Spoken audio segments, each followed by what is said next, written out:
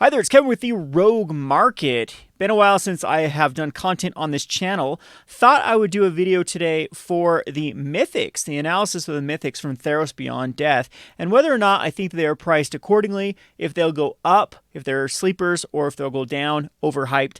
And we'll just go one by one all the Mythics in this set. I think I've got them all up. There might be some problems going through the rarity. I already found one with Leah being represented as a common rather than a mythic. If I miss one, let me know in the comment section below, but I think we got all the 15 mythics for the set. So let's go ahead and start off with the most expensive here, and then we'll go down. This one's Helios Sun Crown. This has spiked up recently in the past few days. There is a lot of hype concerning Helios Sun Crown and Walking Ballista. So that is really the reason that this card has gone up in the past few days, is people have been testing this out and thinking that it's legit in Pioneer. It already does go in a deck that is quite well positioned right now in the Pioneer meta. Pioneer has shifted to very, very aggressive decks to combat the control shells. So any sort of lifelink strategy, I think, is going to be a pretty good strategy for Pioneer. In fact, that's my go-to deck that I play in Pioneer, is the Oketra's Monument, the blue-eyed Oketra's Monument, and it does very well against the mono reds and the mono blacks and a lot of the other mid-range and value-based decks. So Helios the Sun Crown is with Walking Ballista. If you're not familiar with the combo, is you give Walking Ballista lifelink, it gets a +1 counter every time it deals damage, and you go infinite there. You can already do that with Archangel Thune, and any other way to give Walking Ballista lifelink. There's a deck in Pioneer that uses Eldritch Evolution to go get Archangel Thune, as well as dig the Walking Ballista, and there's been some 5-0 finishes with that combo.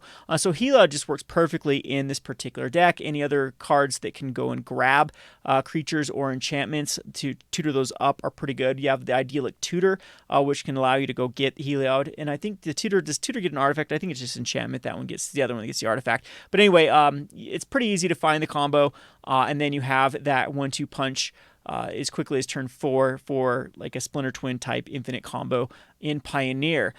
In Standard, it should work pretty well with the Johnny's Pridemate. There is a Soul Sister that is coming out as a 2-mana, a double white, which also works with turning Helios on. But the problem I have with Helios is if that combo in Pioneer does not become tier 1, I don't think that Helios is going to be a $30 card. And here's my reason why. I don't think a lot of decks want to run 4 of Helios. These are miserable to have multiple copies because this isn't a card that does get removed very easily.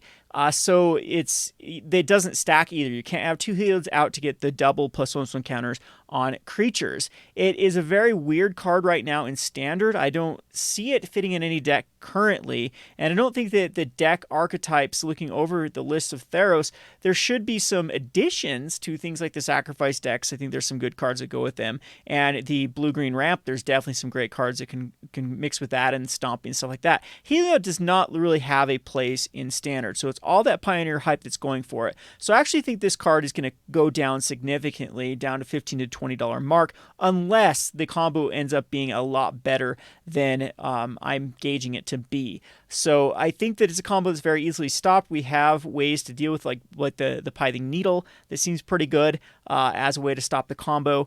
There are plenty of other ways to stop the combo from happening, and I think it's going to be a lot more clunky than people are giving the combo credit. So there's my analysis of Helios. I'm actually thinking that this is overrated at the moment at the $30 price tag. Let's go on to the next one, which is Euro Titan of Nature's Wrath.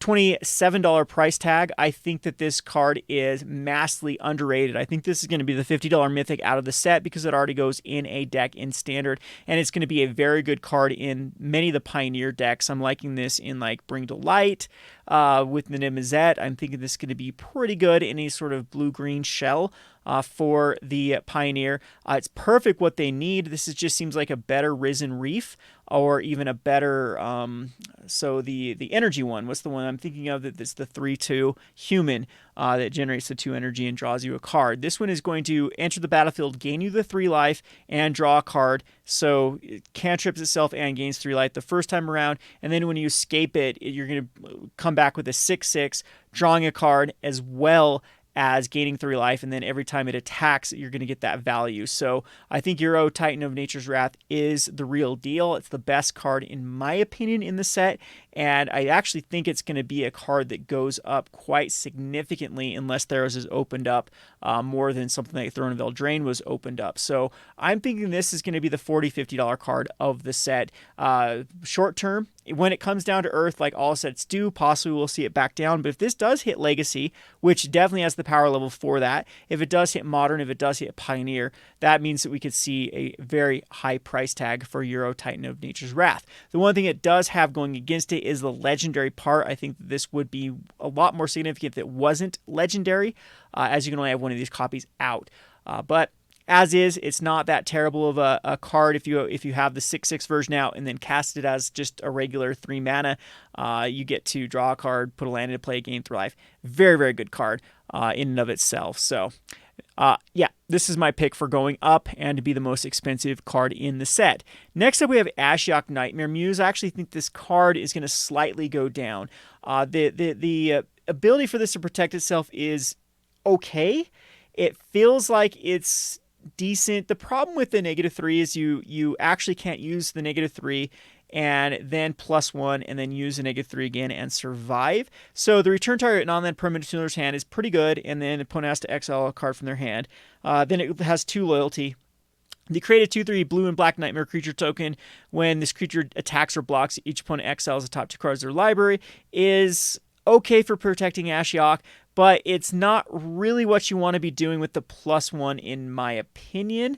If you actually compare it to other cards now, we have Liliana for 1 mana that is going to be, I think, creating more value than Ashiok, and it's mono-colored. I think that's the big key to this card, that it only can fit in blue-black decks, and in my opinion, it's a little bit awkward in the current shells that are running this blue-black type strategies. So it is definitely a decent 5 mana planeswalker. The -3 is going to be very, very good. It's going to be answering anything. But if you compare it to other planeswalkers that tend to finish the game quicker than Ashiok, I'm giving them the nod for cards that people are going to run in the deck. So I actually think this is going to slightly go down. Will it see play? Yes. Right now it just doesn't fit in any certain archetype that is out at the moment. You could see the hero deck, the Esper Hero, make a comeback.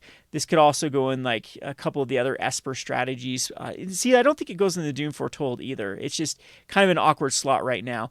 Pioneer does get a little bit better in the Delirium Pioneer strategies. I think it might be one of the cards that would fit quite nicely in those type of strategies, the Planeswalker, but currently those are running even quick Planeswalkers like the 3-drop Liliana. So this is your typical $6 to $8 does see play but limited play in standard Mythic Planeswalker. Alrighty, so let's go on to the next one with this Croaks, Titan of Death's Hunger. I actually like this card a lot. I think this is the second best Mythic in the set. It has a very reasonable 2 mana to make your opponent discard a card, and then 4 mana to get it back by just exiling 5 other cards as a 6/6. And it also, when it attacks, has that ability of forcing your opponent to discard a card, and if they discard a non-land card, they lose 3 life. So the problem with this card, though, is if your opponent is out of cards at that point, they won't be triggering that 3 life. So, no, wait, but they didn't discard a non-land, so it should work, right? So if they don't discard any cards, it should still trigger. Someone in the comment section let me know if I'm reading that correctly, because it's saying they discard a card, then each opponent that didn't discard a non-land card this way. Okay, maybe the this way is key here. I don't know. Let me know in the comment section if it does trigger if they didn't discard a card at all, if they couldn't pay the cost. Anyway, a 6/6 for 4 mana coming back after it's got its ability when it comes in the battlefield and actually generates that value, I think is just what kind of these sort of cards want. It's a problem with most discard cards is the value is quite weak. Right now we have like the Yark Fen, the 2 mana black card. They might be competing with this slot of people who are going to be running like Grey Merchant of Asphodel in that slot. However, I think that this is going to be a great card for Pioneer 8-rack. It could be the glue that can actually put that together. I've been very close with various 8-rack, and we are just missing like a good consistent finisher. And this seems to be the perfect card when you're dressing and thought seizing away cards, and then you're throwing a card in your graveyard, and then you have that ammo to then run the escape cost for this card, and then have a 6/6 beater without your opponent having any cards left in hand. So I do like this card for that reason. I do think it's going to go slightly up. It probably is rightly priced around $15 though. All right, next up we have the Clothes God of Destiny. I think this card's actually a sleeper. It's really, really potent in the current meta. So your devotion to red and green has to be 7, so you have to have 5 other red or green cards, but it becomes a 4/5. A little bit weak for comparatively to other gods. If it was a 5/4, I'd like it more. At the beginning of your pre-combat main phase, you exile target card from a graveyard. If it was a land, you add a red or a green, so it can ramp you to your bigger drops. Or you gain 2 life and it deals 2 damage to each opponent. So that's what I'm really liking in this particular. You can target your own graveyard. So you have the ability to control whether it's ramp or if it's going to be damage in life. And if you're running it alongside what we're running right now in standard, I think it does have a place at least in the sideboard. You can justify it in the main. You can run cards like Domri's Ambush, meaning you're taking care of your opponent's creatures, and then you can exile that to then gain 2 life and deal 2 damage. So it's going to be miserable for other aggressive-based strategies to beat Clothes, God of Destiny. It's going to be pretty good anti-graveyard-based card against any sort of in Pioneer and Modern-based strategies. And it also will have the ability to ramp you if you are running fetch lands in Modern, for example, or there are Fabled Passages in Standard. So I think this card is going to slightly go up again. I think the 15 is probably the right price point for the Clothes God of Destiny. It does have a home currently in Standard. It does, in my opinion, have at least sideboard homes right now in the Pioneer, and it is something that can get hit by collected companies. So think of that. It's got that. Yeah, and people are even running it in are already running collective company strategies in green-red. So I like this card a lot. I think it's one of the better cards in the set. Now with Plukeros Unchained, I think this card is slightly overhyped. I think that this is another $4 to $6 Mythic because it's going to go in some decks, but it's really, really competing with a lot of cards in the slot in both black and in green, and then this has to go in a black-green deck. So think of the archetypes right now in Standard, which is Adventures, mainly for green-black, and I'm not quite sure that this is going to be the card that they want. They already have some key removal cards. Yes, Wicked Wolf ended up being a very, very potent card that was underrated. Enters the battlefield with 6/+1 encounters, and then if you pay 3 mana, you can fight another target creature. However, that is a bit of a mana investment there. So that's putting you at 7 mana to remove something. It fights. You will have to remove the +1 to encounters when it does fight. So it's going to become a weaker Plukeros at that point. And the escape is actually quite costly at both 6 mana and 6 cards in a green-black that can typically have a hard time filling up your graveyard if you're in like a green-black stomping. You're not going to have a lot of cards in your graveyard for that. And for that reason, I think the Plukeros is a bit overrated for what it does. It doesn't have trample, which I think would be very relevant. However, I'm not saying this card's bad by any stretch of the imagination. I just think it's had a hard time right now finding a home. Pioneer, of course, it opens up. This could be a one of in various decks, but this is one of the problems with this card is I don't like it in multiples, and I think the price will reflect that. This is like a one of or a two of in most decks. Let's go on to Purphoros Bronze-Blooded. As much as I love this card as a cute card, I think the price tag will mostly be reflected by Commander. It's going to be a Commander All-Star. It's going to go in most red decks. This is exactly what a lot of red decks want. Most red decks do like to go big, and especially a lot of them have a lot of overlap with artifacts. So I'm liking this for EDH, and that's the big question is how much pressure is EDH going to put on Purphoros Bronze-Blooded. Typically, these type of cards are like $6, $6 to $10. Mythic has it going for it. Will it see standard play? It's a little bit out of place at the moment. The only place that I like Purphoros Bronze-Blooded is in like a Grixis Reanimator shell. And the key little card with Purphoros is you can put a creature card on the battlefield, sacrifice the beginning of the next end step, so you do it at your opponent's end step. So on your opponent's end step, you put it in, it won't die until your end step. It gives it pseudo haste, so it will not have summoning sickness your turn when you untap, and then you can attack with it. So the dragon that splits damage, I think, is pretty good. The meteor golem's pretty good. However, it's going to take a lot of work for a deck like this to find a home in standard, and for that reason, I think it's a little bit overpriced, but Commander is where this finds its home. It's very good for that. It might be one of those long-term cards. If this goes down to $3 or because it doesn't see any standard or Pioneer play, they start snapping these up because it will be very, very good for Commander long-term. All right, let's get on to Elspeth's Son's Nemesis. This one actually could go either way. I could actually see this being played as a high number in a kind of a go wide type strategy. This also doesn't look too bad in like blue-white control shells.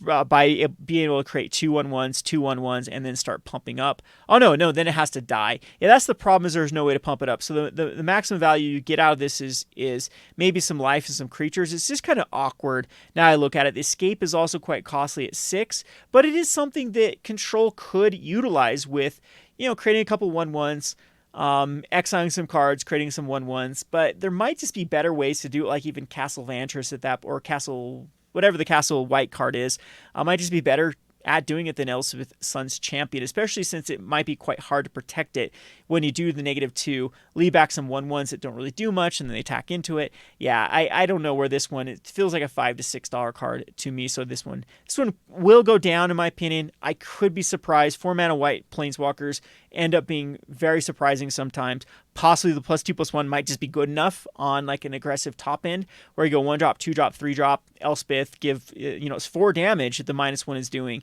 and do that the next turn, and that's lethal at that point, or could possibly be lethal the turn you play it, and leaving back a Planeswalker, and then also some renewable resource, later on. But that's going to take some work for a mono white deck to see play in Standard, and I don't think this card is powerful enough for Pioneer or Modern. All right, that leaves us with Thassa Deep Dwelling. This one's another kind of cute card that I think is going to be very, very popular in Commander. The question is mono blue Devotion going to pick it up in Pioneer? It does have the combination with Master of Waves, however, they share the same curve. So Thassa Deep Dwelling, when it exiles Master of Waves, it will not check the 0 toughness elementals because it's a state-based thing. Master of Waves will come back in, create some more tokens. Is it even good enough at that point too? And the 4-mana tap another creature also seems kind of, I don't know, meh. So where this card really wants to shine is if it pairs with an ETB effect, a 3-drop ETB effect. So you can go curve 3-drop, so some sort of 3-drop that gets a very, very good ETB effect, Thassa, then you, especially one with high devotion. If there was a triple blue high devotion card that then had an ETB effect, possibly that's where you want to see Thassa Deep Dwelling. Right now, I can't think of anything off the top of my head that pairs quite well with it, so it's going to take a lot of work for Thassa to hit this sweet spot. This also doesn't seem to be a meta where there's like a good mono blue aggressive shell. Most of the aggressive blue type cards are paired usually with green at the point with like a flash based strategy, and it just seems very out of place at the moment in Standard. So I think this one's going to slightly go down too. This is another card, if it goes down, dips down enough, is going to be a pickup for the Commander players long term. All right, now on to a card that I definitely think is a sleeper. This is Ox of Agonis. This card could actually break Legacy and Modern. This is that sort of card. Yes, it does get hurt by not having cards like Faithless Looting. There are other ways, though, like Lightning Axe and Collective Brutality, that can throw this in the graveyard for Pioneer. This feels like a Treasure Cruise power level card. So the escape is exile 8 other cards from your graveyard, and then you do it for 2 mana. So, I mean, this is almost like a 10 mana Delve card. Because you can't get around the 2 red, but you're going to be drawing 3 cards if you're out of cards. You do have to discard your hand, which actually could be relevant, and then you get a 5/3 to leave it back. So I'm actually thinking that this card is going to see a lot more play than initially people expect it, because the power level is just there. People underrate these type of cards that have draw attached to them. Excuse me. So let's go on to Erebos Bleakhearted. This is another one that is very weird at the moment because we do have some cards in this slot. This is like an indestructible Midnight Reaper. As long as your Devotion of Black is less than 5, it's not a creature, so it'll just be an enchantment. It's a 5/6 if you do get it turned on, and whenever creature control dies, you can pay 2 life and draw a card. It is an option. You don't have to, which might give it a little bit of a... But, I mean, usually you want these type of effects to really start getting online before turn 4. The thing with this, though, it does trigger off tokens. So if there is a good token-based strategy, it will be a good way for you to gain a lot of life, especially if there's some sort of life link or life gain in that token strategy. This could be a good way to draw a bunch of cards if you have other ways that, like the Cauldron Familiar, be able to sack it and then bring it back later on with food tokens, possibly could go in that particular shell. And then being able to sacrifice a creature to give something -2, -1 is also okay, but that's kind of a weak ability for just 2 mana. It feels more defensive than aggressive. If it was reversed, -1, -2, I think I'd like it a little bit better. But it's one of those cards again that just, it looks really good, but then when you start implementing it into a deck, it has a hard time really justifying that curve slot right now that you have in standard. EDH, again, that's another story. I do like this for EDH. I think it's a very, very good ability with drawing. This is greed for basically drawing a card and paying 2 life whenever a creature you control dies. Lots of ways to set that up. Alrighty, so next up is Calyx Destiny's Hand. This is another card that's awkward. So the +1 is pretty blurry here. It says, look at the top 4 cards of your library. You may reveal an enchantment card from among them and put it in your hand. Put the rest on the bottom of your library. So it's a 4 mana planeswalker. They can immediately go up to a +1 up to 5. The problem is the -3. Exile target creature or enchantment you don't control until target enchantment you control leaves the battlefield. So you want some sort of ETB 3-drop, 2-drop enchantment that then you can turn into a Banishing Light. The best I can think of is like Oath of Kaya. It actually works quite well in a Doom Foretold Shell. That's where I think that this card could see play. However, is that enough to take you away from Esper at the moment? And it is good to be able to dig, because it's Dance of Mance that you're doing for the Esper version, and it's hard to justify going into 4 colors. I guess you could, because a lot of the artifacts they're running right now are going to be generating any sort of mana you want. So the Golden Egg can generate mana, and the one that was out of one of the guild sets or one of the Ravnica sets can also generate mana. However, those are artifacts, not enchantments. This is only working off of enchantments. It also, the +1 doesn't get a land, it doesn't get a creature. You're going to whiff a lot with the +1, even if you are just running pure enchantments, enchantment creatures, and lands, and a few other maybe planeswalkers. You're going to whiff with Calyx Destiny's Hand's +1. The -7, of course, is very good. Return all enchantment cards from your graveyard to the battlefield, and that's where it can go in that Doom Foretold type shell as a instead of Esper. However, Dance of Mance just seems better at the moment. It does turn your stuff into 4/4s. It works off artifacts. For that reason, I think this is I don't know. This is overpriced right now, but it could be. This is a card that does want to be a 4 of in those particular decks, and there could be an Enchantress-based deck that does make this card relevant, and for that reason it could go up. So this is one of those cards you want to watch. You want to watch to see if it does see play. It probably will be relevant in Commander. It does have relevant card types, so of course if this card does bottom out way low, like a $2 Mythic, pick up, because it is one of the better planeswalkers right now for this type of ability. All right, so on to Nylea. Nylea I actually think is underrated. I actually like where it is curve-wise. Yes, it does compete with like Questing Beast. However, in the right deck, it is going to be a very good 5/6 beater for 4 mana, and it allow your other creature spells to cost less. So if you're running this with like the Hydras, in a green blue base deck, it's pretty good for even ramping those out. And then for 3 mana, revealing a top card of your library if it's a creature card put in your hand is pretty decent too. This is one of those cards that probably doesn't want to be in multiples.